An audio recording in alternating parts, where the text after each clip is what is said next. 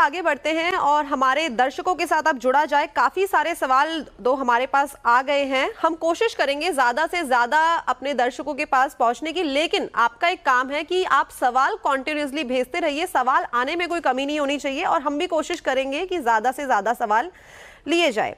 तो जो पहले दर्शक हैं वो है कलकत्ता से राजेश जी। नमस्कार राजेश जी। नमस्कार। मैं कह रहा हूँ सर कि कोल इंडिया राजेश जी। हाँ बोलिए। जी बताइए, अपना सवाल पूछिए।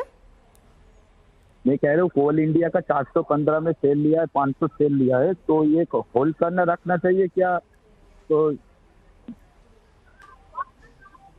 जी हेलो, आपने 415 में लिया है या 215 में लिया है?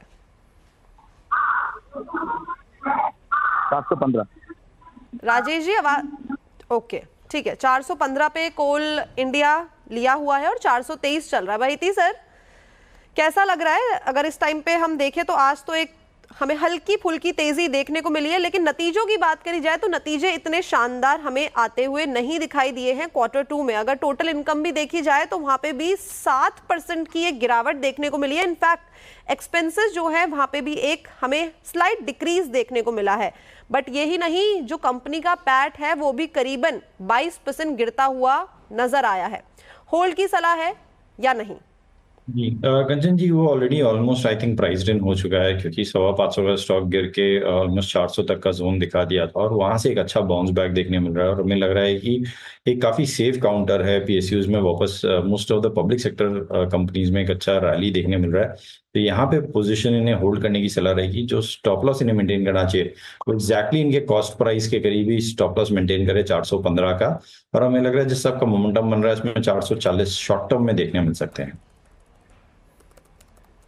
वेल तो ये थी राय कोल इंडिया पे, और क्या हमें नंबर्स देखने को मिल सकते हैं वो बातचीत हमने कर ली है। ठीक है, आगे बढ़ते हैं और जो हमारे अगले दर्शक हैं वो जुड़े हैं अंबरनाथ से, आर.के. आहूजा जी। नमस्कार आहूजा जी, कैसे हैं आप और अंबरनाथ की क्या खासियत है सबसे पहले वो बताइए, उसके बाद मैं आपका सवाल लूंगी। अंबरनाथ में यहाँ पे शिव टेम्पल है मैडम, जो मोर देन 200 इयर्स है ओल्ड। हेलो जी सुन सकते हैं जी सर बोलिए, आपकी आवाज आ रही है।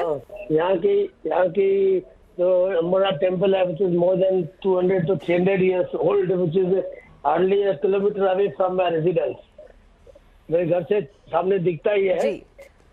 और उसके ऊपर महाराष्ट्र गवर्नमेंट हमारे मिनिस्टर साहब ने नियरली 50 करोड़ का स्पेशल बजट बनाया है। लास्ट 1 ईयर से काम चालू है। बहुत beautification, roads widening, renovation of temple. तो चलिए सर आगे बढ़ते हैं और समझ में आया कि आप कितनी प्राइम लोकेशन में रहते हैं। सर आपका सवाल क्या है अब वो बताइए आप। मेरे पास है 50 शेयर्स है प्रोटीन।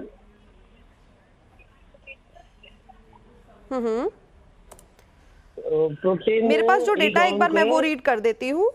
हाँ, 50 shares at the rate of about 2000 rupees. 10%। तो जहां तक समझ में आ रहा है कि काफी अपर लेवल्स पे बाइंग, काफी अपर लेवल्स पे प्रोटीन ई गवर के अंदर बाइंग की गई है और इस टाइम पे स्टॉक जो है वो करेक्ट होके काफी नीचे ऑलरेडी आ गया है।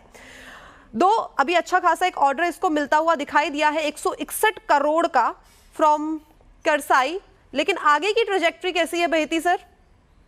जी कंचन जी, देखिए जिस दिन एनएससी का ओएफएस का न्यूज़ आया था उस दिन एक थोड़ा सा क्रैश देखने मिला था और स्टॉक 10% के करीब उस दिन फॉल हुआ था, जो कि 22 नवंबर को, और वहाँ वही एग्जैक्टली लो बना और उसके बाद कंटिन्यूसली आप देखेंगे 22 नवंबर के बाद इसमें अपटिक या हायर हाइस के पैटर्न्स बन रहे हैं। एटलीस्ट एक अटेम्प्ट कर रहा है कि एक बेस फॉर्मेशन कंप्लीट कर ले। इसमें जो बड़ा मोमेंटम देखने मिलेगा 1830 का अगर ब्रेकआउट आता है उसके बाद इसमें एक वापस बड़ा मोमेंटम देखने मिलेगा और हमें लगता है उसके बाद शायद 1950 तक के भी जोन देखने मिल सकते हैं। तो होल्ड करने की सलाह रहेगी और जो स्टॉप लॉस इन्हें मेंटेन करना चाहिए वो 1740 के करीब का कैसे मेंटेन करे। पहला जो टारगेट है 1830 का जोन, अगर वो निकलता है तो फिर 1950 तक का जोन इसमें देखने मिल सकता है।